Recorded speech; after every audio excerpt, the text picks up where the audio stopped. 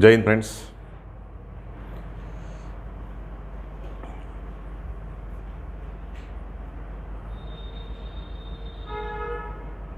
इकॉनॉमीमधला जे financial institution वित्तीय संस्था, आंतरराष्ट्रीय वित्तीय संस्था महत्त्वाच्या, तर 4 वित्तीय संस्था खूप महत्त्वाच्या आहे. वर्ल्ड बँक, IMF, ब्रिक्स बँकला न्यू डेव्हलपमेंट बँक म्हणतात, आणि Asian infrastructure investment bank AIIB, या 4 संस्थांवर आपण आज चर्चा करणार आहे. 4 संस्था. आता त्या 4 संस्था समजण्यासाठी आपल्याला हा एक कन्सेप्ट जो आहे, आपण नेहमी एक कन्सेप्ट बघत आलेला आहे की फॉरेक्स रिझर्व्ह. ठीक आहे, फॉरेक्स रिझर्व्ह हा कन्सेप्ट आपण पाहत आलेला आहे. ठीक आहे, फॉरेक्स रिझर्व्ह. ठीक आहे, सर्वांनाच आठवत असेल हा कन्सेप्ट. ठीक आहे, तर फॉरेक्स रिझर्व्ह हा कन्सेप्ट जेव्हा आपण पाहतो, फॉरेक्स रिझर्व्ह, तर फॉरेक्स रिझर्व्हमध्ये आपण काय काय पाहिलं होतं. ठीक आहे, काय काय येतं फॉरेक्स रिझर्व्हमध्ये, ज्याला आपण परकीय चलनाची गंगाजळी असा शब्द वापरला होता की मार्च 2021मध्ये, ठीक आहे, मार्च 2021मध्ये भारताचा हा जो फॉरेक्स रिझर्व्ह आहे, तर तो जो आहे 582 बिलियन डॉलर. ठीक आहे, बिलियन डॉलरपर्यंत पोहोचला, हे बघितलं होतं. ठीक आहे, हां, 582. आता हा फॉरेक्स रिझर्व्ह हा कन्सेप्ट पहिले समजला पाहिजे, नंतर आपण जे आहे वर्ल्ड बँक आणि IMF हा जे आहे पॉईंट डिस्कस करू. BOP आपण ऑलरेडी जे आहे, BOP क्रायसिस काय असतात, करंट अकाउंट डेफिसिट काय असतं, हे ऑलरेडी आपण डिस्कस केलं आहे. पहिले हा कन्सेप्ट बघा. फॉरेक्स रिझर्व्ह जे आहे 582 डॉलर आहे. मग यामध्ये जे आहे, मग फॉरेक्स रिझर्व्ह कशामधला कोणत्या गोष्टी अशा असतात की जे आपण फॉरेक्स रिझर्व्हमध्ये मोजतो. ठीक आहे, तर सर्वात पहिले काय असते, फॉरेन करन्सी असेट्स. ठीक आहे, FCA, फॉरेन करन्सी असेट म्हणजे परकीय जे हार्ड करन्सी आहे, हार्ड करन्सी. आता आपण हार्ड करन्सी म्हणजे काय, हाही कन्सेप्ट बघितला होता की ज्या चलनाचं मूल्य काय राहते, स्थिर राहते, ज्या करन्सीला डिमांड खूप जास्त असते. ठीक आहे, डिमांड काय असते, जास्त ज्या करन्सीला, तर म्हणजे इंटरनॅशनल डिमांड आहे, मग त्या hard currency, foreign currency asset ही सर्वात जास्त असते. ठीक आहे, मग या फॉरेन करन्सी असेटमध्ये हार्ड करन्सी येते कोणकोणती, US डॉलर आहे, त्यानंतर युरो आहे, पाऊंड आहे, त्यानंतर युऑन आहे. ठीक आहे, युऑन, ॲक्च्युली युऑन, आणि त्यानंतर जे आहे कोण आहे यन. एक गोष्ट इथे नेहमी लक्षात ठेवा, यन ही जापनीज करन्सी आहे, तर युऑन जे आहे, आता चायनाच्या करन्सीचं नाव युऑन नाही आहे, हे ॲक्च्युली हा शब्द चुकतो इथं. चायनाच्या करन्सीचं नाव काय, रेनमिनबी. ठीक आहे, कोणतं नाव आहे, रेनमिनबी. चायनाची करन्सीचं नाव काय, renminbi, Fiat currency of China, renminbi. आणि ती करन्सी मोजण्याचं जे युनिट आहे, युनिट, ते युनिटला आपण युऑन म्हणतो. ठीक आहे, युऑन जे आहे चायनीज काय, unit for measurement of currency आहे. ठीक आहे, व्यवस्थित लक्षात घ्या. म्हणून आपण जनरली आपण युऑन म्हणतो, परंतु ॲक्च्युली करन्सीचं नाव कोणतं आहे, रेनमिनबी. ठीक आहे, कारण की आता कसं आहे, UKने सुद्धा जे आहे त्याची जी आहे एक क्रिप्टो करन्सी, डिजिटल करन्सी सुरू केलेली आहे. पहिले बिटकॉईन होतं ना, आता ब्रिटकॉईन्स येणार आहे, ब्रिटकॉईन्स, आणि ते एकदम लिगल दर्जा असलेला. ठीक आहे, त्यामुळे करन्सी हा आणि त्या संबंधित असलेले विषय, करन्सी मॅनिप्युलेशन्स वगैरे, ते बघू आपण. मला पहिले बॅकग्राऊंड पहिले घेऊ द्या. तर फॉरेन करन्सी असेट्स हे सर्वात जास्त असतं. त्यानंतर जे आहे फॉरेक्स रिझर्व्हमध्ये नंबर 2 कोण लागतं, गोल्ड. ठीक आहे, नंबर 3 कोण लागतं, कोण सांगेल. ठीक आहे, की नंबर 3, आता फॉरेक्स करन्सी जी आहे, तर सर्वात जास्त नंबर कोणाचा येतो, फॉरेन करन्सी असेट्स असतात. नंबर 2 कोण असते, गोल्ड. सर्वात जास्त फॉरेन करन्सी असेट म्हणजे आपण त्याला हार्ड करन्सी म्हणतो. दुसरा नंबर कोणाला लागतो, गोल्डचा. तर तिसरा नंबर कोणाला लागतो, तिसरा नंबर फॉरेक्स रिझर्व्ह सर्वात जास्त कोणाचा आहे, चायना. सर्वात मोठा कोणाचा आहे, चायना. त्यानंतर स्वित्झर्लंड, जापान, आणि नंतर इंडिया येतो. फॉरेक्स रिझर्व्हमध्ये सर्वात जास्त कोणाचा आहे, चायनाचा. सर्वात जास्त फॉरेन डायरेक्ट इन्व्हेस्टमेंट, सर्वात जास्त फॉरेन डायरेक्ट इन्व्हेस्टमेंट कुठून येते, सर्वात जास्त foreign direct investment Mauritius.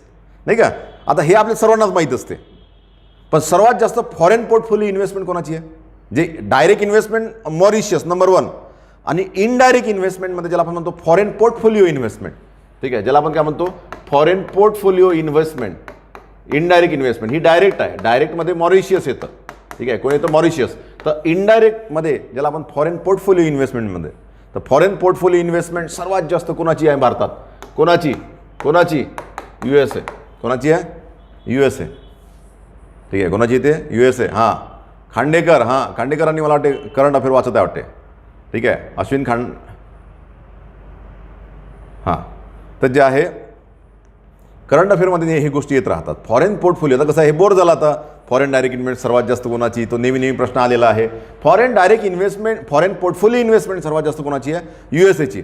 Foreign direct इन्व्हेस्टमेंटमध्ये दोन असतात, एक येणारी असते इनफ्लो आणि दुसरी आउटफ्लो असते, आउटफ्लो. तर भारताची सर्वात जास्त फॉरेन डायरेक्ट इन्व्हेस्टमेंट, भारतीय लोक परदेशात कुठं गुंतवतात, तो सर्वात पहिला देश कोणता आहे, नेदरलँड. मग FDI inflow Mauritius, FDI outflow बहुतांश वर्षी काय असते, नेदरलँड असते, नेदरलँड. मग इथे लक्षात घ्या की फॉरेक्स रिझर्व्ह सर्वात जास्त कोणाचा, चायनाचा. नंबर 2 कोणाचं येतं, पहिलं कोण, foreign currency asset. Number 2 gold. Number 3 कोण आहे, हु इज नंबर 3, इथं जे आहे. तिसरा नंबर कोणता लिहितो आपण, जे फॉरेक्स रिझर्व्ह म्हणतो की आमच्याकडे एवढा मोठा फॉरेक्स रिझर्व्ह आहे. आणि 1991ला जे आहे जस्ट $1.2 बिलियन होता 1991ला, की ज्यामुळे 2 आठवड्याचं इम्पोर्ट बिल पे करू शकतो. तेवढीच आपल्याकडे काय होती, परकीय करन्सी होती. कारण कसं असते, आपण BOP ट्रान्झॅक्शन कोणतंही करायचं असेल BOP, तर आपल्याला हार्ड करन्सी पाहिजे असते. ते काही इंडियन रुपीमध्ये होत नाही. ठीक आहे, इंडियन रुपीमध्ये होते का, नाही, इंडियन रुपीमध्ये नाही होत.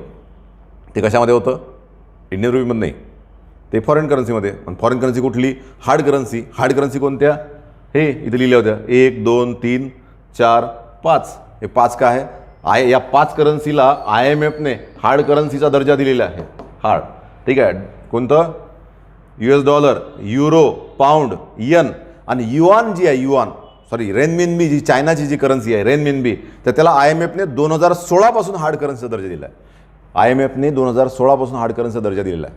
ठीक आहे, कारण की जगात सर्वात जास्त एक्सपोर्ट कोणाचा आहे, चायनाचा. Number 1 exporter in the world, China.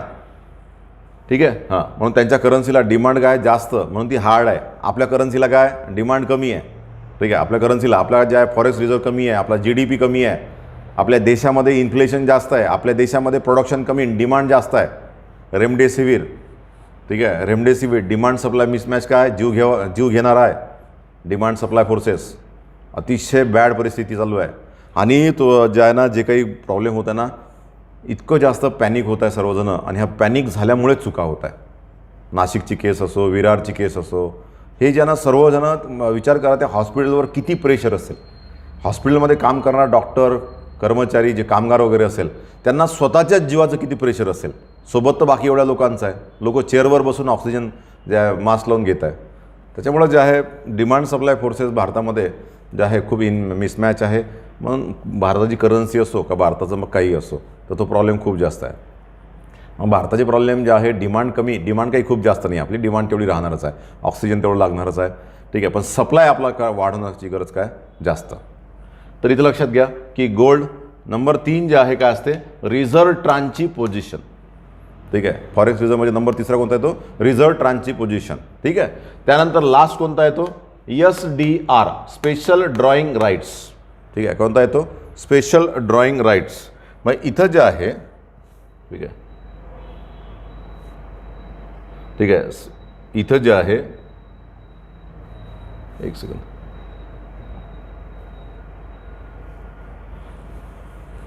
Special drawing rights हा जे आहे 4th नंबर येतो. आता आपण बेसिक कन्सेप्टकडे जाऊ आपण.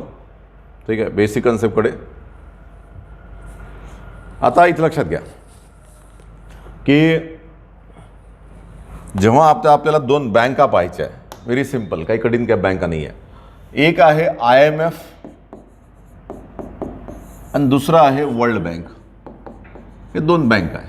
ठीक आहे, आता दोन्ही बँका ज्या आहे, तर ह्या ज्या आहे दोन्ही बँका, तर 1944ला, ठीक आहे, 1944ला ब्रेटॉन वुड्स कॉन्फरन्स झाली होती. ठीक आहे, ब्रेटॉन वुड्स कॉन्फरन्स म्हणजे परिषद झाली होती कुठं, USAला. आणि त्यामुळे दोन्ही बँका ज्या आहे, याला जे आहे ट्विन सिस्टर्स म्हणतात. ठीक आहे, ट्विन सिस्टर्स किंवा ब्रेटॉन वुड्स सिस्टर्स म्हणतात. हे जे आहे, तर हे 1944ला जे आहे या कॉन्फरन्सच्या अंतर्गत स्थापन झालेली आहे. म्हणून दोघांचं हेडक्वार्टर जे आहे कुठं आहे, वॉशिंग्टन DC. ठीक आहे, दोघांचं हेडक्वार्टर बेसिकली कुठं आहे, वॉशिंग्टन DC. आता हे वर्ष बघा कधीचं आहे, 44. दुसरं महायुद्ध कधी संपलं, 1939ला स्टार्ट झालं आणि 1945ला संपलं. म्हणजे जे आहे की हिरोशिमा नागासाकी. ठीक आहे, म्हणजे पहिली जपानने USAवर पर्ल हार्बर अटॅक केला आणि त्याचा बदला म्हणून USAने काय केलं, जे आहे हिरोशिमा नागासाकी जे आहे न्यूक्लिअर बॉम्ब्स टाकले. ठीक आहे, तर त्यानंतर जे आहे तर 1945ला, पण 1944लाच एक कॉन्फरन्स स्थापन झाल्या. ठीक आहे. 1944 पासूनच जे आहे रिकन्स्ट्रक्शन ऑफ द वर्ल्ड सुरू झालं होतं. ठीक आहे. म्हणजे जे विकसित देश आहे तर ज्यांचं नुकसान झालेलं आहे त्यांची नुकसान भरपाई करणे आणि जे दुसऱ्या महायुद्धानंतर जे देश स्वतंत्र झाले त्याला काय म्हणतो आपण, विकसनशील देश. ठीक आहे. म्हणजे थर्ड वर्ल्ड कंट्रीज म्हणतो त्याला, काय म्हणतो आपण, विकसनशील देश, थर्ड वर्ल्ड कंट्रीज. एक फर्स्ट वर्ल्ड कंट्रीज असते ज्याला आपण म्हणतो भांडवलशाहीचा पुरस्कार करणारे जे आहे first world countries, USA, UK वगैरे हे सर्व त्याला फर्स्ट वर्ल्ड. आणि ज्या याला विरोध करणारा जो मग एक कार्ल मार्क्सच्या तत्त्वज्ञानावर आधारित जो कम्युनिस्ट ब्लॉक तयार झाला रशियाच्या लिडरशिपखाली, तर रशिया आणि रशियाला सपोर्ट करणारे म्हणजे कम्युनिझमला सपोर्ट करणारे जे आहे ते झाले सेकंड वर्ल्ड कंट्रीज. ठीक आहे. सेकंड वर्ल्ड कंट्रीज साधारणतः जे आहे रशियामध्ये बोल्शेविक क्रांती झाली. ठीक आहे. 1919मध्ये बोल्शेविक क्रांती झाली, कम्युनिझम तिथं आलं आणि त्यानंतर कम्युनिझम म्हणजे दुसरं वर्ल्ड काय झालं सुरू झालं, त्याला म्हणतो आपण सेकंड वर्ल्ड. आणि दुसऱ्या महायुद्धानंतर यांच्या अंतर्गत म्हणजे जे कॉलोनीज होत्या, वसाहती होत्या, जे स्वतंत्र देश निर्माण झाले, इंडिया, चायना, साऊथ ईस्ट एशियामधले देश, आफ्रिकेमधले देश जे स्वतंत्र झाले, ठीक आहे, दुसऱ्या महायुद्धानंतर त्याला आपण म्हणतो थर्ड वर्ल्ड कंट्रीज. ठीक आहे. म्हणजे आपण कोणती वर्ल्ड, थर्ड वर्ल्डमध्ये येतो. मग थर्ड वर्ल्ड काय करते, भांडवलशाही आपलीच आहे म्हणते, समाजवाद आपलाच आहे, दोघांमध्ये काय करते असं सुवर्ण मध्य साधते. जसं आपण ज्याला मिक्स इकॉनॉमी मॉडेल, भारताची इकॉनॉमी ही कोणती आहे, मिक्स इकॉनॉमी. 1991च्या अगोदर आपण समाजवादाला महत्त्व दिलं, पण भांडवलशाही अशी नाही, सोडून नाही दिली, तेव्हाही भांडवलशाही होती. 1991 नंतर भांडवलशाहीला महत्त्व जास्त, पण समाजवाद सोडला नाही, आजही समाजवाद आहे. ठीक आहे. तर ह्या दोन बँका ज्या स्थापन झाल्या तर ते रिकन्स्ट्रक्शन ऑफ द वर्ल्ड म्हणून वर्ल्ड बँक जी आहे जी स्थापन झाली, तर वर्ल्ड बँक ॲक्च्युली सर्वात महत्त्वाची संस्था आहे तर international bank for reconstruction and development, IBRD ही संस्था, आणि त्यानंतर इंटरनॅशनल डेव्हलपमेंट असोसिएशन, या दोन संस्थांना ॲक्च्युली वर्ल्ड बँक म्हणतात. या दोन संस्थांना international bank for reconstruction and development आणि दुसरं आहे IDA, याला म्हणतो आपण इंटरनॅशनल डेव्हलपमेंट असोसिएशन. ठीक आहे. International development association. आता दुसऱ्या महायुद्धानंतर पर्टिक्युलरली जे आहे वर्ल्ड बँकनी जे भर दिला, वर्ल्ड बँकनी तर हे विकसनशील देशावर भर दिला. ठीक आहे. विकसनशील आणि अल्पविकसित म्हणजे डेव्हलपिंग आणि लीज डेव्हलप कंट्रीज किंवा अल्पविकसित कंट्रीज याच्यावर भर दिला. आणि या देशांना, ठीक आहे, या देशांना सर्वच प्रकारचं कर्ज, म्हणजे कर्ज कोणतं देते जास्तीत जास्त, दीर्घकालीन कर्ज. ठीक आहे. कर्ज कसं देते, दीर्घकालीन कर्ज. हे दीर्घकालीन कर्ज कशासाठी देते, कोणाकोणाला देते, गव्हर्नमेंटला देते, त्यानंतर या देशातल्या प्रायव्हेटला देते, प्रायव्हेटला. आणि हे जे दीर्घकालीन कर्ज आहे आपण लास्ट टाइम बघितलं होतं, जगातलं सर्वात सॉफ्टेस्ट लोन कोण देते, वर्ल्ड बँक. कोण देते, वर्ल्ड बँक, सर्वात सॉफ्टेस्ट लोन. आणि ते सर्वात सॉफ्टेस्ट लोन कोणतं असते, हे IDA लोन, जगातले सर्वात सॉफ्टेस्ट लोन असं जर आपण समजा बघितलं. ठीक आहे. सॉफ्टेस्ट लोन, तर एखादा प्रश्न जर परीक्षेला आला, ठीक आहे, सॉफ्टेस्ट लोन कोण देते, IDA लोन्स म्हणतात, इंटरनॅशनल डेव्हलपमेंट असोसिएशन. म्हणून ॲक्च्युली पहिले या दोनच संस्थाला वर्ल्ड बँक म्हणायचे, वर्ल्ड बँक. नंतर वर्ल्ड बँक ग्रुप हा कन्सेप्ट आला. मग वर्ल्ड बँक ग्रुपमध्ये 5 संस्था येतात.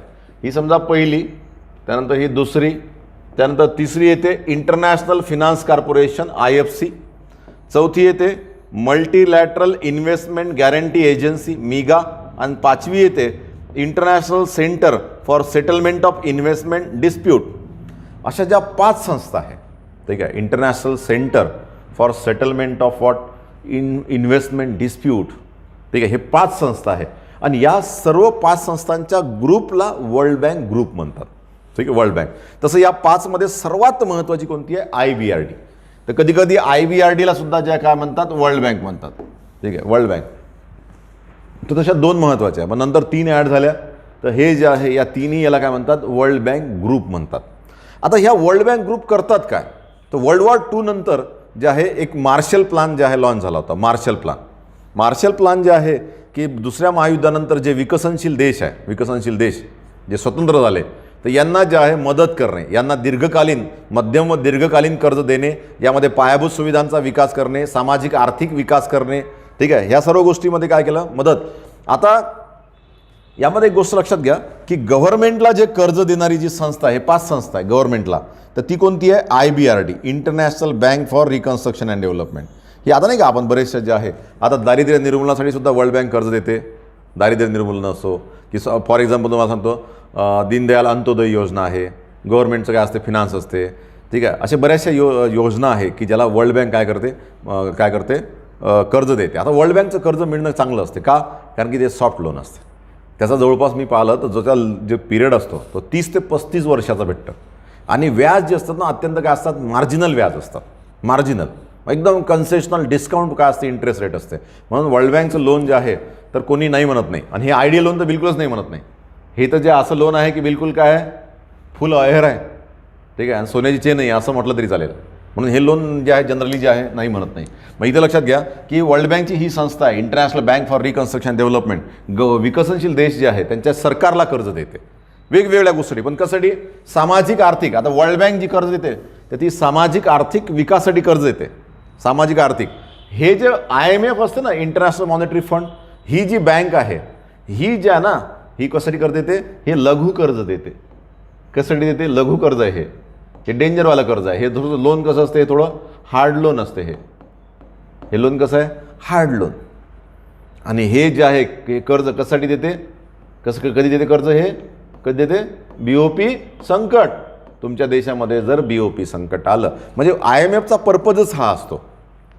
IMFचे जे लोक सदस्य असतात ते वर्ल्ड बँकचे सदस्य असतातच, असं असतं, उलटं नसतं. एक गोष्ट लक्षात घ्या, मेंबरशिपमध्ये जे आहे यांचे मेंबर जे आहे तर हे जवळपास हे पूर्ण जवळपास सारखेच असतात, ठीक आहे.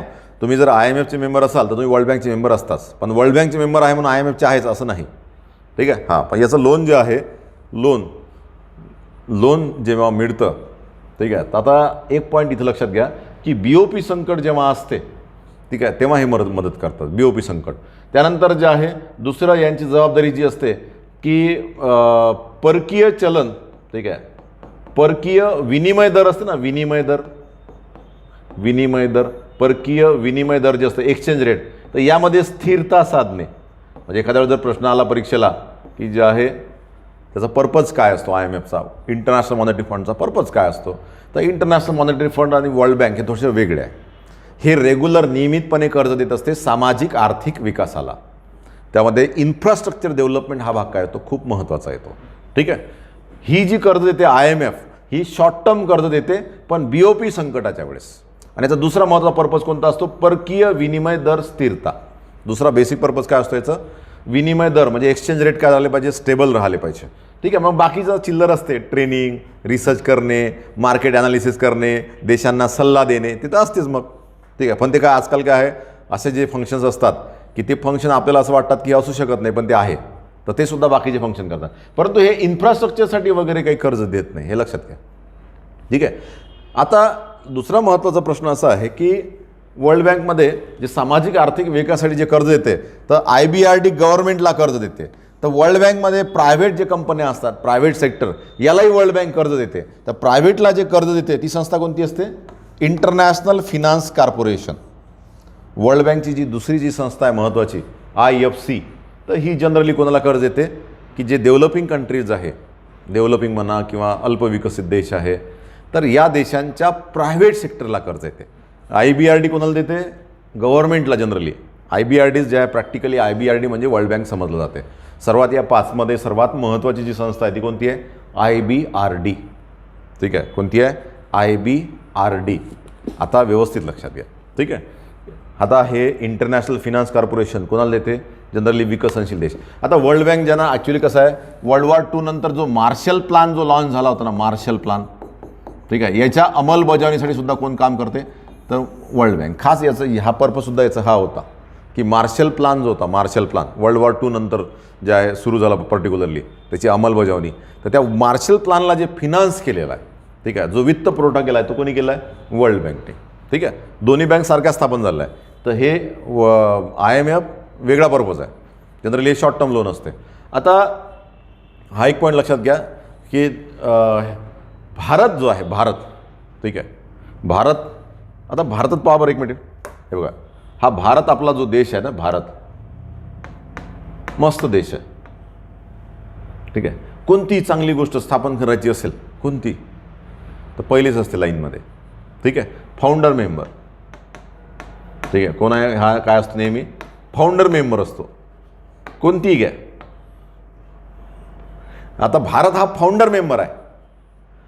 सर्वच याचा आहे, म्हणजे वर्ल्ड बँकचाही फाउंडर मेंबर आहे, IMFचा आहे फाउंडर मेंबर आहे, गॅटचा आहे फाउंडर मेंबर आहे, WTOचा आहे फाउंडर मेंबर आहे, ब्रिक्स बँक आहे त्यालाच आपण न्यू डेव्हलपमेंट बँक म्हणतो त्याचाही फाउंडर मेंबर आहे, एशियन इन्फ्रास्ट्रक्चर इन्व्हेस्टमेंट बँक आहे त्याचाही फाउंडर मेंबर आहे. ठीक आहे. हे सर्व हे IBRD असो, IDA असो, IFC असो, मिगा असो, सर्व फक्त भारत ज्या ना याच्यावरच भारताने सही केलेली नाही आहे.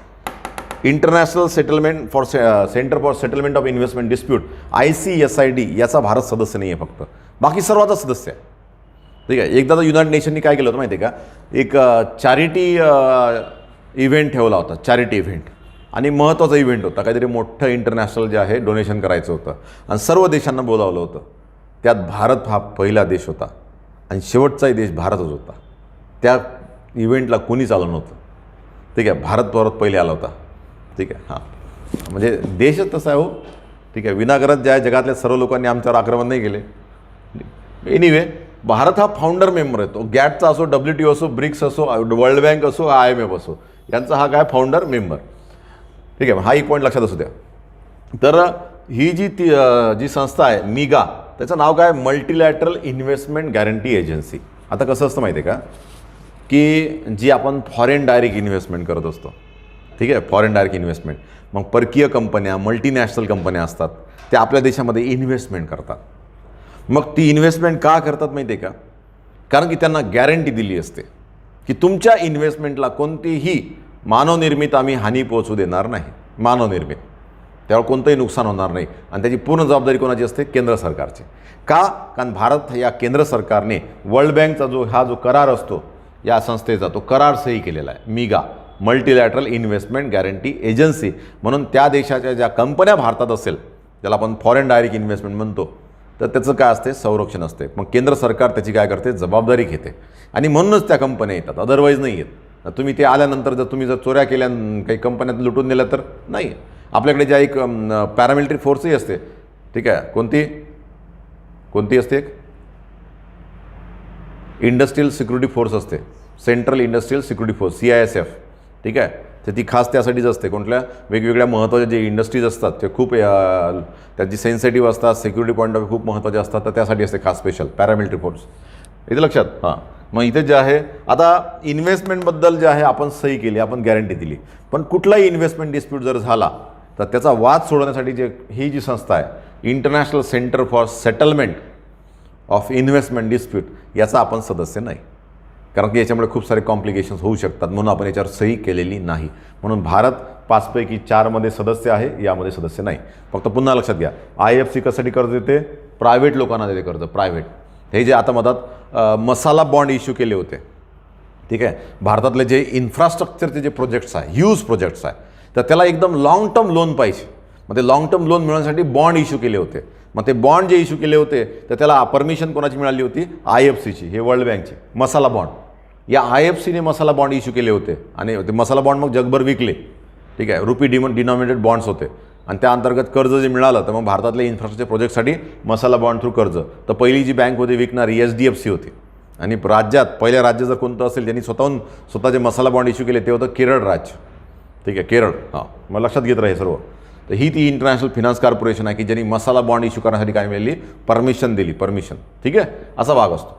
आता हे वर्ल्ड बँक जे आहे, तर वर्ल्ड बँकमध्ये तर आपण तर कर्ज तर घेतोच. आता दुसरा महत्त्वाचा जे प्रश्न आहे, ठीक आहे, तर वर्ल्ड बँकमध्ये दुसरा एक लक्षात घ्यायचं, सामाजिक आर्थिक गोष्टीसाठी जी कर्ज देते वर्ल्ड बँक, त्यामुळे जे मिलेनियम डेव्हलपमेंट गोल्स आहे 2000 ते 2015, 15 ते 30 पर्यंत जे सस्टेनेबल डेव्हलपमेंट गोल्स आहे 17, मिलेनियम डेव्हलपमेंट गोल्स किती होते 18 आणि सस्टेनेबल डेव्हलपमेंट गोल्स 17. तर हे अचीव करण्यासाठी सुद्धा कोण कर्ज देते, वर्ल्ड बँक. मग एज्युकेशनसाठी, हेल्थसाठी, स्किल डेव्हलपमेंटसाठी, वेगवेगळ्या विषयासाठी ती काय करते, सामाजिक आर्थिक विकासामध्ये कोणतीही गोष्ट असतो त्यासाठी ती काय करते, कर्ज देते. ठीक आहे. हां, आता दुसरा जो भाग आहे IMFचा. ठीक आहे. IMF. आता IMFमध्ये हे 2 कन्सेप्ट जे आहे समजले पाहिजे. ठीक आहे. इंटरनॅशनल मॉनिटरी फंड, यामध्ये हे 2 कन्सेप्ट खूप महत्त्वाचे आहे. एक रिझर्व्ह ट्रान्सची पोझिशन आणि एक असते स्पेशल ड्रॉईंग राईट्स. ठीक आहे. याला आपण काय म्हणतो, स्पेशल ड्रॉईंग्स राईट्स, SDR. याला जे आहे पेपर गोल्ड म्हणतात, ठीक आहे, पेपर गोल्ड, किंवा यालाच जे आहे पेपरलेस करन्सी म्हणतात, ठीक आहे, यालाच काय म्हणतात, पेपरलेस करन्सी म्हणतात, SDR. हा एक पॉईंट महत्त्वाचा आहे. आता कसं असतं माहिती आहे का, समजा आता IMF आहे, ठीक आहे, IMF भारतात जे आहे ना पैसे जमा, IMF काय असते, याच्याकडे कोटा जमा करते. समजा भारत आहे आपला, कोण आहे, भारत. तर भारत यांच्याकडे काय करते, पैसे जमा करते, ज्याला आपण मग काय म्हणतो IMF कोटा, ठीक आहे, त्याला आपण काय म्हणतो IMF कोटा. भारत सदस्य आहे, तर भारताला जे आहे IMFकडे जे आहे काही अमाऊंट जमा करावी लागते, म्हणजे डिपॉझिट ठेवावं लागते, त्याला म्हणतो IMF कोटा. आता ते डिपॉझिट किती ठेवावं लागते, ठीक आहे, हे जे डिपॉझिट ठेवावं लागते तर हे कशावर अवलंबून असते, हे कशावर अवलंबून असते, हे की तुमच्या देशाचा GDP किती आहे, ठीक आहे, तुमच्या देशाचा व्यापार जे आहे कसा आहे, व्यापार म्हणजे इम्पोर्ट एक्सपोर्ट कसा आहे, ठीक आहे, फॉरेक्स रिझर्व्ह कसा आहे, ठीक आहे, यावर ज्यांना हा कोटा जे आहे जनरली काय होतो, किती पैसे त्या मेंबरनी IMFकडे ठेवायला पाहिजे असं ठरतं. मग ती एक अमाऊंट ठरली. मग या कोट्यामध्ये काय असते की 25% अमाऊंट जनरली आणि 75% अमाऊंट, ठीक आहे. 25% अमाऊंट ही तुम्हाला हार्ड करन्सीमध्ये ठेवावी लागते. कशामध्ये, हार्ड करन्सीमध्ये ठेवावी लागते ही 25% अमाऊंट. हार्ड करन्सी काही सांगत नाही आता, हार्ड करन्सी कोणती असते, हेच 5 करन्सी जे आहे ते हार्ड करन्सी. आणि हे जे 75% जे आहे तर हे ठेवावं लागते डोमेस्टिक करन्सीमध्ये. डोमेस्टिक करन्सी म्हणजे कशामध्ये ठेवतो आपण, हे रुपयामध्ये ठेवू शकतो 75%, इथे लक्षात. आता आपल्याला माहीत आहे की IMFकडे जे आहे जे लोन मिळतं तर ते BOP लोन असतं. BOP संकट आलं, मग एखाद्या वेळेस जे आहे चालू खात्यात तूट पडली BOP खात्यामध्ये आणि ते भरून काढण्यासाठी nobody is there to lend you, मग अशा क्रायसिस पिरियड तयार होऊन जातो. मग अशा वेळेस जे आहे IMF काय करते, लोन देते. मग लोन देत असताना जे आहे तर एक लक्षात घ्या की डोमेस्टिक करन्सी तर आपण घेणारच नाही ना, ठीक आहे. मग यामधले जे आहे तर काय असते तर यामध्ये एक रिझर्व्ह ट्रांचची पोझिशन कोटा असते, RTP, रिझर्व्ह ट्रांचची पोझिशन. या अंतर्गत तुम्हाला जे आहे BOP संकट आलं, ठीक आहे, BOP संकट आलं का काय मिळते, कर्ज मिळते. BOP संकटाच्या वेळेस जे कर्ज मिळत असते ते कशामध्ये मिळत असते, रिझर्व्ह ट्रांचची पोझिशन तुमची किती आहे, हे उरलेला जो कोटा आहे यामध्ये यावरून ठरत असते रिझर्व्ह ट्रांचची पोझिशन. म्हणजे रिझर्व्ह ट्रांचची पोझिशन म्हणजे काय माहिती का, की जेवढे पैसे आपण तिथं जे आपला जो कोटा पूर्ण IMFकडे हा जो कोटा आहे त्यापैकी हे डोमेस्टिक करन्सी सोडली स्वतःची की उरलेला जो भाग आहे त्याला म्हणतो आपण रिझर्व्ह ट्रांचची पोझिशन. त्याला काय म्हणतो, रिझर्व्ह ट्रांचची पोझिशन. रिझर्व्ह ट्रांचची पोझिशन म्हणजे तुमचा तो IMFमध्ये कोटा किती, मग त्यामधून तुम्हाला ठरतं की तुम्हाला लोन किती मिळेल BOP संकट आलं तर. आणि हे जे लोन मिळतं BOP संकटावर जे कर्ज मिळतं यावर व्याज नाही द्यावं लागत. यावर व्याज काय असते, 0%, नो व्याज, नो सर्व्हिस चार्ज. हा खूप महत्त्वाचा पॉईंट आहे. मग BOP संकटाच्या वेळेस लोन मिळतं ना, BOP संकटाच्या वेळेस, ठीक आहे, तर ते रिझर्व्ह ट्रांचची पोझिशनमध्ये जी अमाऊंट आहे त्याच्यावरून मिळत असते. कारण की बघा आपण बघितलं होतं रिझर्व्ह ट्रांचची पोझिशन आपण फॉरेक्स रिझर्व्हमध्ये पाहिलं ना, फॉरेक्स रिझर्व्हमध्ये foreign currency asset, gold, reserve ट्रांचची पोझिशन आणि त्यानंतर SDR असे 4 पॉईंट पाहिले होते. तर SDR पेक्षा रिझर्व्ह ट्रांचची पोझिशन अमाऊंट काय असते, मोठी असते, ठीक आहे. मग ती आपण IMFकडे जे कोटे आहे ते सुद्धा आपण कशामध्ये दाखवतो, फॉरेक्स रिझर्व्हमध्ये दाखवतो. कारण की ते आपल्याला कधी भेटतात लोन, ते एकदम ॲश्युअर्ड असते, काही प्रॉब्लेम नाही. मग हे जे रिझर्व्ह ट्रांचची पोझिशन जी तुमची जी अमाऊंट असते, जी कोटा, तो कोटा तुमचा किती राहील तर तुमच्या देशात GDP किती आहे, व्यापार किती आहे, फॉरेक्स रिझर्व्ह किती आहे, हे तर 2016मध्ये हा चेंज झाला होता, ठीक आहे. 2016मध्ये जे आहे कारण की इंडियन इकॉनॉमी खूप ग्रो करत होती, GDP आहे वाढला, सर्व वगैरे ठरून म्हणजे किती आहे, कसं आहे हे बघा. हे जे देश आहे ना, आता वर्ल्ड बँक, IMF, ठीक आहे, वर्ल्ड बँक आहे, IMF आहे, एशियन डेव्हलपमेंट बँक आहे, एशियन डेव्हलपमेंट बँक. हे जे आहे ना हे कसे आहे, याच्यामध्ये ज्याची जास्त गुंतवणूक त्याचे तेवढे जे आहे हक्क असतात. म्हणजे तुमचे शेअर जेवढे जास्त तेवढा तुमचा जे आहे कोटा जास्त, कोटा. आणि त्यामुळे जे आहे तुम्हाला जे आहे वोटिंग राईटसुद्धा कशानुसार असतात, वोटिंग राईट्स शेअरनुसार. मग या तीनही बँकेत सर्वात जास्त वोटिंग राईट कोणाचा आहे, USAचा सर्वात जास्त. कोणाचा US, कारण की हे डेमोक्रॅटिक कंट्रीज नाही आहे, लोकशाही संस्था नाही आहे. ह्या लोकशाही संस्था म्हणजे काय असते, प्रत्येक सदस्याला काय असते, समान मत असते. प्रत्येक सदस्याला एकच मत देण्याचा अधिकार असते आणि प्रत्येकाला काय असते, समान महत्त्व असते.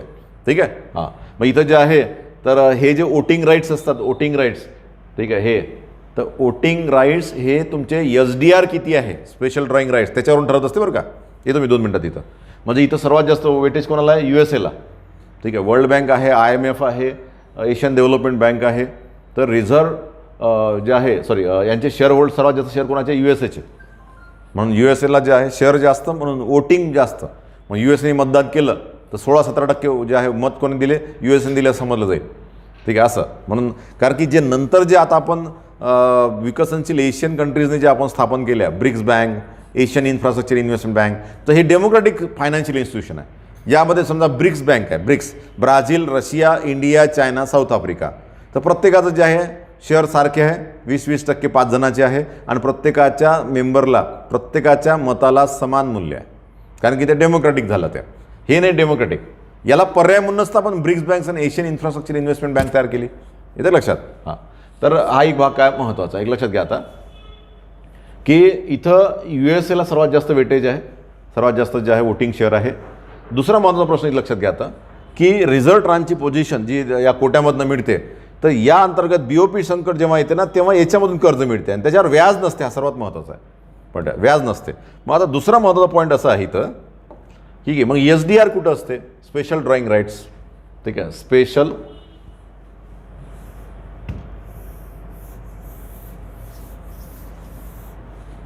ठीक आहे. आता या कोट्यामधूनच हे जे यामधूनच जे आहे ना, SDR जे आहे कोटा ठरते.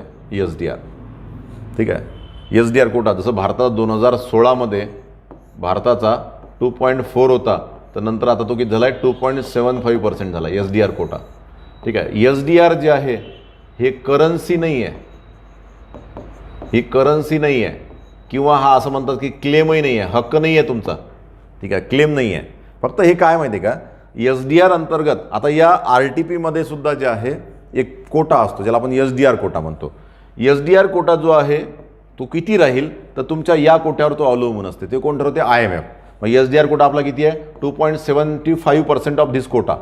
SDR कोटा ज्याला आपण स्पेशल ड्रॉईंग्स राईट म्हणतो. आता SDR मधून जे कर्ज द्यायचं असते, कर्ज, ठीक आहे, हे ज्या समजा भारताचा SDR कोटा एवढा आहे, तर भारत इतर देशांना यामधून कर्ज देऊ शकते, इतर देशांना. ठीक आहे, इतर देशांना जर BOP संकट आलं तर भारत जे आहे कोणाला कर्ज देऊ शकते, यांना. SDR मधून आपल्याला समजा भारताचा SDR कोटा आहे, तर SDR मधून आपल्याला कर्ज नसते घ्यायला. आपल्याला जे कर्ज घ्यायचं असेल तर आपल्या RTP मधून घेतो. ठीक आहे. पण आपल्याला जर कर्ज घ्यायचं असेल आणि आपला जर RTP कोटा संपला, तर मग आपण जपानचा जो SDR आहे, जपानचा SDR कोटा, तर जपानला रिक्वेस्ट करू शकतो की तू तुझ्या SDR कोट्यातून आम्हाला कर्ज दे. येतं लक्षात. हे बघा, IMF कडे आपला कोटा आहे,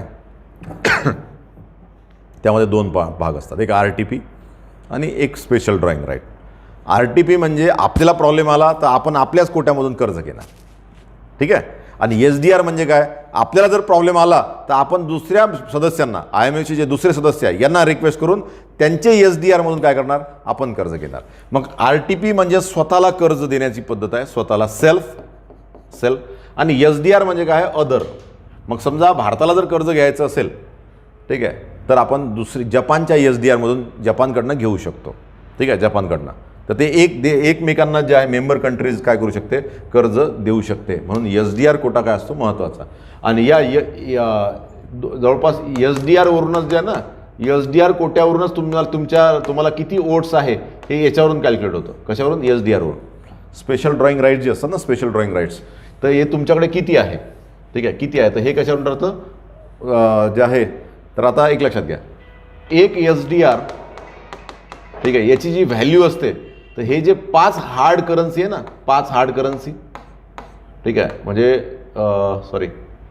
डॉलर आहे, पाऊंड आहे, युरो आहे, यन आहे आणि रेनमिनबी आहे. हे जे 5 हार्ड करन्सी आहे याचा वेटेड ॲव्हरेज असते. याचा काय असते, हे वेटेड ॲव्हरेज असते. याच्यावरून जे आहे डॉलरमध्ये जे आहे SDRची काय केली जाते, व्हॅल्यू काढली जाते SDRची. ठीक आहे. आणि SDRची व्हॅल्यू काढून मग जे आहे तर साधारणतः 250 SDR म्हणजे 1 वोट होते. ठीक आहे, 250 SDR is equal to vote, 1 vote. 1000 SDR असेल तर 4 वोट. मग त्या देशाचा जेवढा SDR असते तेवढाच त्याच प्रमाणात बरोबर त्याचा काय असते, वोटिंग शेअर असते. वोटिंग सर्वात जास्त SDR कोणाचा, USA. मग सर्वात जास्त वोटिंग शेअर कोणाचा, तर USA. असं ठरतं. म्हणून ह्या ज्या संस्था आहे IMF, वर्ल्ड बँक, हे तेव्हाच कर्ज देतात. पर्टिक्युलरली IMF आपण मागच्या लेक्चरमध्ये बघितलं होतं. IMF केव्हा कर्ज देते, की जर तुम्ही स्ट्रक्चरल ॲडजस्टमेंट प्रोग्राम, ठीक आहे, सॅप कंडिशन पाहिली होती आणि ज्यामध्ये मुक्त अर्थव्यवस्थेचं जे आहे कंडिशन्स आहे, मुक्त अर्थव्यवस्था, लिबरल इकॉनॉमी असेल, लिबरल इकॉनॉमी, तर त्याच्या कंडिशन असेल तरच हे काय करते, कर्ज देते. ठीक आहे. SDR कोटा जेव्हा असतो ना, SDR, तर हे त्यावरून ठरतं. मग जे आहे लक्षात घ्या की SDRची जेव्हा व्हॅल्यू काढली जाते तेव्हा ज्या 5 हार्ड करन्सी आहे याचा काय असते, भारित काय असते, सरासरी असते, वेटेड ॲव्हरेज असतो, त्यावरून ते काय केलं, काढलं जातं. ठीक आहे. मग SDR वरूनच काय काढलं जाते, मग जे आहे वोटिंगचा शेअर काढला जाते. 250 SDR म्हणजे 1 वोट, असं ते जे आहे वोटिंग शेअर काढला जाते. दुसरं, याला करन्सी म्हणत नाही, हा तुमचा हक्क नाही आहे. SDR हा हक्क नसतो. हक्क काय असतो, क्लेम म्हणजे काय, 100% भेटणारच. ठीक आहे. तर RTP तुमचा क्लेम असतो. ठीक आहे. भारताचा RTP जेवढा कोटा राहील तेवढं त्याला जे आहे जेव्हा कर्ज लागेल तर तेव्हा तेवढं कर्ज द्यावंच लागेल. ठीक आहे, असा भाग असतो. ठीक आहे. एक सेकंड. म्हणून RTP जे आहे स्वतःचा कर्ज आणि SDR म्हणजे काय झालं, दुसऱ्याला दिलेलं कर्ज.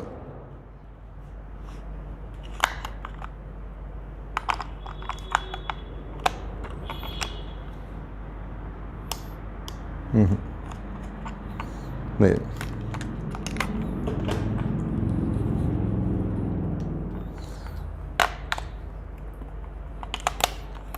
म्हणून आपण जे आहे तर SDR आणि RTP हे दोन्ही आपलेच असतात, परंतु जे आहे हे आपण फॉरेन करन्सीमध्ये दाखवतो. मग SDR जे आहे आपण त्या SDR मधून दुसऱ्याला कर्ज देऊ शकतो, तर RTP असेल तर RTP मधून आपण स्वतः कर्ज घेऊ शकतो. म्हणून RTP हा आपला क्लेम आहे. ठीक आहे, क्लेम आहे. परंतु SDR हा स्वतःच्या देशाचा जे आहे त्यामध्ये क्लेम नसतो. आपण दुसऱ्याला ते काय करू शकतो, हँडओव्हर करू शकतो, दुसऱ्याला कर्ज देऊ शकतो. म्हणून यामध्ये जे आहे की IMF जे मेंबर कंट्रीज आहे, मेंबर कंट्रीज ते त्यांच्या SDR कोट्यातून एकमेकांना कर्ज देऊ शकतात जेव्हा BOP संकट येते त्यावेळेस. त्यामुळे एकमेकांशी जे रिलेशनशिपही महत्त्वाची असते, तर एकमेकांचं काम काय होते, कमी पैशात होऊन जातं. तर हा एक महत्त्वाचा भाग काय झाला, तर कोणाचा, तर एक RTP, दुसरं काय झालं, स्पेशल ड्रॉईंग राईट्स. तर IMFकडे जो भाग आहे तर याचा वर्ल्ड बँकशी काही संबंध नाही आहे. RTP आणि SDR याचा वर्ल्ड बँकशी काही संबंध नाही आहे, हे लक्षात घ्या. तर कोणाला काही डाऊट आहे? ठीक आहे. हां, तर यानुसार ह्या गोष्टी ठरतात. नेक्स्ट जे आहे आपण बघू. तर आता जसं आपण वर IMF पाहिलं आणि एक वर्ल्ड बँक बघितलं, वर्ल्ड बँक. ठीक आहे. तसंच जे आहे त्याच कन्सेप्टमध्ये याच्याच रोल प्ले करणारे जे आहे एक संस्था स्थापन केलेली आहे. तर एक संस्था स्थापन झालेली आहे ब्रिक्स. ठीक आहे, यालाच पर्याय म्हणून. आणि वर्ल्ड बँक सारखीच एक संस्था स्थापन झाली आहे, एशियन इन्फ्रास्ट्रक्चर इन्व्हेस्टमेंट बँक. बरोबर. ठीक आहे, 2 महत्त्वाच्या संस्था आहे. आता ॲक्च्युली कसं आहे, वर्ल्ड बँक आणि IMF जर म्हटलं तर जे विकसित देश आहे त्यांचीच मक्तेदारी आहे. ठीक आहे, USA आहे, UK आहे, जर्मनी आहे. ठीक आहे, हे जे देश आहे, फ्रान्स आहे, इटली आहे, हे जे देश आहे यांची मोनोपोली आहे, तिथं मक्तेदारी आहे. त्यामुळे यांना वोटिंग शेअरही जास्त आहे आणि सर्व निर्णय यांच्यानुसारच ठरतात. ठीक आहे, कारण की यांच्याकडे जे आहे शेअर जास्त आहे, यांचे कोटे जास्त आहे, वोटिंग जास्त आहे, त्यामुळे यांना काही प्रॉब्लेमच येत नाही. परंतु मग गरीब देशाला प्रॉब्लेम येतो. म्हणून विकसनशील देशांनी, ठीक आहे, काय केलं, या बँक स्थापन केल्या विकसनशील देशांनी. मग यामध्ये जे आहे तर कोण कोण येतं, ब्राझील, रशिया, इंडिया, चायना आणि साऊथ आफ्रिका. ठीक आहे. आता हा जो कन्सेप्ट जेव्हा कॉइन केला, ठीक आहे, तर यामध्ये ब्रिक जे आहे सर्वात महत्त्वाचं आहे की हा शब्द जे आहे कोणी कॉइन केला, तर सर्वात महत्त्वाचं जे आहे की गोल्डमन सॅक ही फायनान्शियल कंपनी आहे. ठीक आहे. तर याचे जे आहे तर याचे J.O. नील हे जे इकॉनॉमिस्ट आहे, तर यांनी जे आहे, इकॉनॉमिस्ट आहे, अर्थशास्त्रज्ञ, तर यांनी हा शब्द काय केला, कॉइन केला.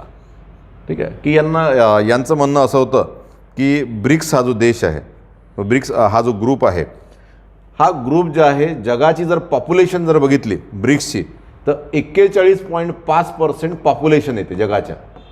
आणि यांची इकॉनॉमी जर बघितली, इकॉनॉमी, तर इकॉनॉमीमध्ये पर्सेंटेज येतं 23.2%.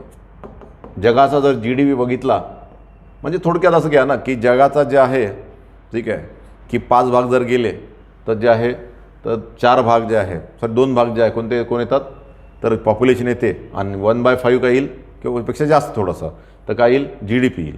आणि 2050 नंतर यांचा वाटा जगात काय असेल, सर्वात जास्त असेल 2050 नंतर, असं जे आहे गोल्डमन सॅक्स जे आहे, ही जे फायनान्शियल इन्स्टिट्यूशन आहे, फायनान्शियल कंपनी आहे जी काय करते, रिसर्च करते, ठीक आहे, तर त्यांचं हे प्रेडिक्शन आहे. म्हणून हा कन्सेप्ट काय आला, अस्तित्वात आला, ब्रिक्स. ठीक आहे, कारण की ही 2050 नंतर जगातला सर्वात मोठा ग्रुप बनणार आहे 2050 नंतर. ठीक आहे, जगातला सर्वात मोठा ग्रुप असेल, ज्याचं पॉप्युलेशनही सर्वात जास्तच असेल, आताही जास्तच आहे. ठीक आहे, आणि जे आहे अर्थव्यवस्थेमध्ये जो वाटा असेल हा 50% वाटा झालेला असेल. मग यामध्ये जे आहे रशिया आपण टाकला, साऊथ आफ्रिका टाकला, इथं जे आहे आता रशिया इथं 3 खंड आले. ॲक्च्युली रशिया 2 खंडामध्ये येतो, एक आशियामध्ये येतो आणि युरोपमध्ये येतो. ठीक आहे, जे उरल माउंटेन्स आहे रशियामध्ये, त्याच्या पूर्वेकडचा भाग आशियामध्ये येतो, तर पश्चिमेकडचा भाग युरोपमध्ये येतो. तर हा एक भाग आहे ब्रिक्स. आता एक गोष्ट लक्षात घ्या की हे जे IMF आहे, वर्ल्ड बँक आहे, ठीक आहे, तर ही जी ब्रिक्स बँक आहे याला न्यू डेव्हलपमेंट बँकही म्हणतात. याला कोणती बँक म्हणतात, न्यू डेव्हलपमेंट बँक. आता ही जी ब्रिक्स बँक आहे, ब्रिक्स बँक याचा मेन फोकस असेल एशियन कंट्रीज, मेन फोकस. ठीक आहे, मेन फोकस यांचा. परंतु बाकी डेव्हलपिंग कंट्रीजला, म्हणजे हे जे कर्ज देईल, हे जे दोघंही जण जे कर्ज देईल, तर हे विकसनशील देशावर ज्याचा भर असेल. ठीक आहे, विकसनशील. आता हे जे आहे तर हे इन्फ्रास्ट्रक्चरसाठी कर्ज देईल, सामाजिक आर्थिक विकासासाठी कर्ज देते, आणि हे BOP संकट आलं तेव्हाही कर्ज देऊ शकते. ठीक आहे, तेव्हाही कर्ज देऊ शकते ब्रिक्स बँक जे आहे ना. म्हणजे IMF आणि वर्ल्ड बँक जे कामं करते ते ब्रिक्स बँक करू शकते. ठीक आहे, ब्रिक्स बँक. मग आता ब्रिक्स बँक आणि एशियन इन्फ्रास्ट्रक्चर इन्व्हेस्ट बँक, तर इथे एक गोष्ट लक्षात घ्या, यांची हेडक्वार्टर जे आहे ना दोन्ही चायनामध्ये आहे. ठीक आहे, ब्रिक्सचं यस म्हणजे कुठे आहे, शांघाई. शेवटचा शब्द लक्षात घ्यायचा. याचं हेडक्वार्टर कुठे आहे, शांघाई, आणि याचं हेडक्वार्टर कुठे आहे, बीजिंग. कुठे आहे, दोघंही चायनामध्ये आहे पण बीजिंगमध्ये आहे. ठीक आहे, शेवटचं जे आहे अल्फाबेट लक्षात ठेवायचा. ठीक आहे, हां हां. तर ब्रिक्स बँक, ठीक आहे, आणि दुसरं कोणतं आहे, एशियन इन्फ्रास्ट्रक्चर इन्व्हेस्ट बँक. आता ब्रिक ही जी संस्था आहे, ठीक आहे, आता इथं एक पॉईंट सुद्धा लक्षात घ्या. ठीक आहे, ब्रिक हा जो ग्रुप आहे, ब्रिक, ठीक आहे, हा 2009ला स्थापन झालेला आहे. हे जो ग्रुप आहे ना ब्रिक हा ग्रुप आर्थिक विकासासाठी, पॉलिटिकल कोऑपरेशनसाठी, सिक्युरिटी पर्पजसाठी, असा इकॉनॉमिक कोऑपरेशनसाठी स्थापन झालेला आहे. इकॉनॉमिक, ते खास इकॉनॉमिकसाठी. ठीक आहे, 2009मध्ये स्थापन झालेला आहे. आणि ही जी संस्था, ही जी कॉन्फरन्स झाली होती ती होती एकाटेरिनबर्ग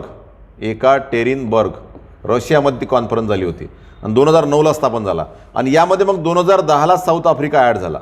मग याचं नाव काय बनलं, याचं ब्रिक्स. 2010ला साऊथ आफ्रिका झाला, यामध्ये ॲड झाला ब्रिक्स. ठीक आहे, मग ब्रिक्सची प्रत्येक वर्षाला काय होत असते, समिट होत असते, ज्यामध्ये या 5 देशामध्ये काय ते कोऑपरेशन आहे. मग आता इथं व्यवस्थित लक्षात घ्या की जे ब्रिक्स ही जी बँक जी आपण स्थापन करत आहे, ठीक आहे, तर इथं जे 5 देश आहे, 5 देश ब्रिक्स बँकमध्ये. आता ब्रिक्स बँक जे आहे, आता इथं हे दोन्ही गोष्टी इथं लक्षात घ्या. हे दोन्ही बँक जे आहे, ठीक आहे, आता ही 2014ला स्थापन झाली आणि 2015ला अंमलात आली. ही ब्रिक्स 2014ला स्थापना आणि 2015ला काय झाली, अंमलात आली. ठीक आहे, याचे पहिले जे 2015ला जेव्हा ती अंमलात आली, तर पहिले जे प्रेसिडेंट होते, पहिले ब्रिक्स बँकेचे जे पहिले प्रेसिडेंट होते ते कोण होते, इंडियन होते, KV कामत. पहिले प्रेसिडेंट कोण होते, KV कामत. ठीक आहे, KV कामत ब्रिक्सचे. ही जी आहे 2015ला स्थापन झाली. यानंतर ब्रिक्स बँक नंतर कोणती स्थापन झाली, Asian infrastructure investment bank. Asian infrastructure investment bank. त्यामुळे याचा जो फोकस आहे तो बेसिकली कशावर आहे, इन्फ्रास्ट्रक्चर, रोड, म्हणजे पायाभूत सुविधा. ठीक आहे, पायाभूत सुविधा म्हणजे काय असतात माहिती आहे का, पायाभूत सुविधा ॲक्च्युली ह्या असतात ऑक्झिलरी सर्व्हिसेस. जे 3 क्षेत्र आहे, प्राथमिक क्षेत्र, द्वितीय क्षेत्र आणि तृतीय क्षेत्र, यांना यांचं मूलभूत काम करण्यासाठी जे कॉमन सर्व्हिसेस लागतात. ठीक आहे, transportation service, communication service, power, हे जे आहे तर याला आपण इन्फ्रास्ट्रक्चर या शब्दाने म्हणतो, इन्फ्रास्ट्रक्चर. ठीक आहे.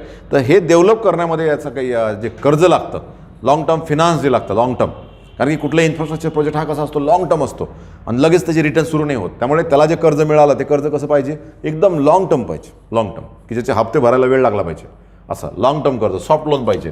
तर हे एशियन इन्फ्रास्ट्रक्चर भर काय जास्त, हे कोणालाही कर्ज देते, परंतु याचा मेन फोकस कोणावर आहे, एशियन कंट्रीजवर आहे. मग याचे 5 सदस्य आहे, याचे जे सदस्य आहे तर हे सदस्य भरपूर आहे. ठीक आहे. याचे 59+ सदस्य आहे, हे सदस्य वाढत जातात. हे एशियन इन्फ्रास्ट्रक्चर इन्व्हेस्टमेंट बँक आहे ना, याचे जे आहे डेव्हलपिंग कंट्रीचे सदस्य आहे, USA सदस्य, बाकीचे सदस्य, सर्व सदस्य याच्यात बरेच सदस्य आहे. ठीक आहे. म्हणजे विकसित व विकसनशील देश दोन्ही आहे. इथं जे आहे 5 आहे. आता ब्रिक्स बँक जेव्हा स्थापन झाली, ब्रिक्स बँक, तेव्हा याचं जे कॅपिटल होतं ते होतं $100 बिलियन. किती होतं, $100 बिलियन. आणि यामध्ये मग 5 जणांमध्ये काय केलं, वाटलं, 1 2 3 4. त्यामुळे सर्वांच्या मताला काय समान मूल्य आहे. इथं कोणालाही वेटो पॉवर नाही, कोणालाही एकाला नकाराधिकार नाही. परंतु इथं जे शेअर जे आहे, इथं शेअर पर्सेंटेज जे आहे, शेअर पर्सेंटेज हे वेगवेगळं आहे. आणि सर्वात जास्त शेअर पर्सेंटेज कोणाचं आहे, चायनाचं आहे, Asian infrastructure investment bank. China काय करत आहे की बेसिकली चायनाची जी एक महत्त्वाची जी योजना आहे, 1 बेल्ट 1 रोड, ठीक आहे, 1 बेल्ट 1 रोड योजना, OBOR, की ज्यामध्ये चायना काय करणार आहे, लँडवरनं जे आहे रोड नेटवर्क आणि समुद्रामधनं मॅरिटाईम रूट, या 2 याचा जे आहे पूर्ण डेव्हलप करत आहे. ठीक आहे. तर त्यालाही फायनान्स करणे हा त्याचा एक काय महत्त्वाचा हेतू आहे.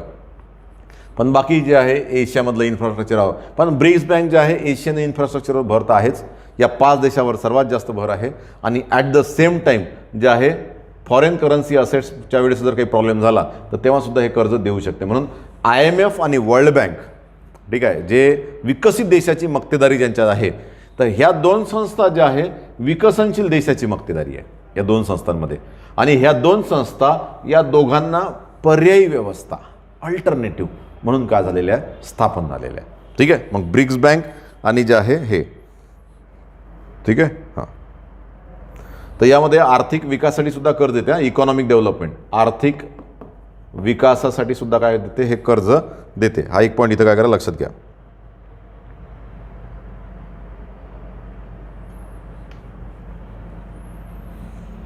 ठीक आहे. आता ही जी ब्रिक्स बँक जी आहे, आता ब्रिक हा जेव्हा ग्रुप स्थापन झाला, हा 2009 मध्ये स्थापन झाला, ब्रिक हा ग्रुप. पण ही जी बँक 2014 मध्ये स्थापन झाली, तर इथं हाही एक पॉईंट लक्षात घ्या. जसं IMF वर्ल्ड बँक 1944ला ब्रेटन वूड कॉन्फरन्स झाली, ब्रेटन वूड कॉन्फरन्स 1944ला.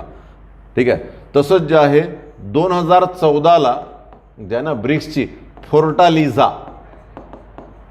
ठीक आहे, फोर्टालिझा परिषद, ठीक आहे, फोर्टालिझा कॉन्फरन्स कोणाची, ब्रिक्सची. हा जो ब्रिक्स ग्रुप आहे ना याची ही कॉन्फरन्स झाली 2014ला, फोर्टालिझा. ठीक आहे. या कॉन्फरन्समध्ये निर्णय झाला की ही बँक स्थापन करण्यामध्ये. ठीक आहे. त्याला म्हणतात ब्रिक्स बँक, त्याला म्हणतो न्यू डेव्हलपमेंट बँक, याची काय झाली, स्थापना झाली. मग फोर्टालिझा कॉन्फरन्स, ब्रिक्स बँक आणि एशियन इन्फ्रास्ट्रक्चर इन्व्हेस्टमेंट बँक. आणि Bretton Woods conference 1944, world bank आणि IMF. ठीक आहे. 2 कॉन्फरन्स महत्त्वाच्या आहे. तर वर्ल्ड बँक विकसित देशाची जी मक्तेदारी आहे, वर्ल्ड बँक IMF, त्याला पर्यायी व्यवस्था म्हणून विकसनशील देशाची मक्तेदारी असलेल्या 2 संस्था काय झाल्या, स्थापन झाल्या. त्याला एकाला म्हणतात ब्रिक्स बँक, म्हणून न्यू डेव्हलपमेंट बँक आहे. न्यू डेव्हलपमेंट बँक यासाठी आहे की यामध्ये हे दोघांचे जवळपास कार्य करण्याची जबाबदारी घेते ब्रिक्स. म्हणजे BRICS is equal to IMF plus world bank. Generally world bank सारखंच काम करते ती, पण एवढे जास्त नाही, पण तर त्या मार्गावरती चालत आहे.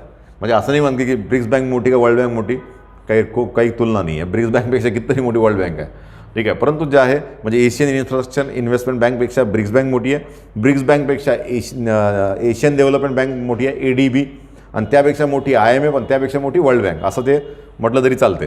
त्यांचं जर शेअर कॅपिटल जर घेतलं तर जे आहे काही तुलना होत नाही, परंतु त्या मार्गावर आपण प्रयत्न करत आहे. म्हणून ब्रिक्स हा जो कन्सेप्ट आहे की 2050मध्ये जे आहे जगातली सर्वात मोठी इकॉनॉमी यांची राहील, असं जे आहे गोल्डमन सॅक्सचा जो रिपोर्ट आहे तो त्या रिपोर्टमध्ये मेन्शन होतं. आणि त्या आधारावर मग जे आहे ब्रिक्स जे आहे हे ब्रिक काय झाली, स्थापन झाली 2009मध्ये. साऊथ आफ्रिका कधी ॲड झाला, 2010मध्ये. मग या ब्रिक्सची जी कॉन्फरन्स होती 2014मध्ये फोर्टालिझा इथं, तर त्या कॉन्फरन्स अंतर्गत हे काय झाले, स्थापन झाले. मग 2014मध्ये ब्रिक्स स्थापन झाली, 2015मध्ये एशियन इन्फ्रास्ट्रक्चर इन्व्हेस्टमेंट बँक स्थापन झाली 2015मध्ये. म्हणजे याचं हेडक्वार्टर बीजिंगला, याचं हेडक्वार्टर शांघायला. पण शेवटचा शब्द घ्या, नाही तर इथं पहिलाच घेऊन टाकाल. ठीक आहे, शेवटचा घ्यायचा, कारण की इथं काही लॉजिक लागत नाही ना, इथंही शेवटचा आहे. ठीक आहे. हां, मग इथं अशा प्रकारे हे 4 महत्त्वाच्या फायनान्शियल इन्स्टिट्यूशन काय केले आपण स्थापन केलेल्या आहे. ठीक आहे. हां, आता इथं जे आहे एक पॉईंट लक्षात घ्या.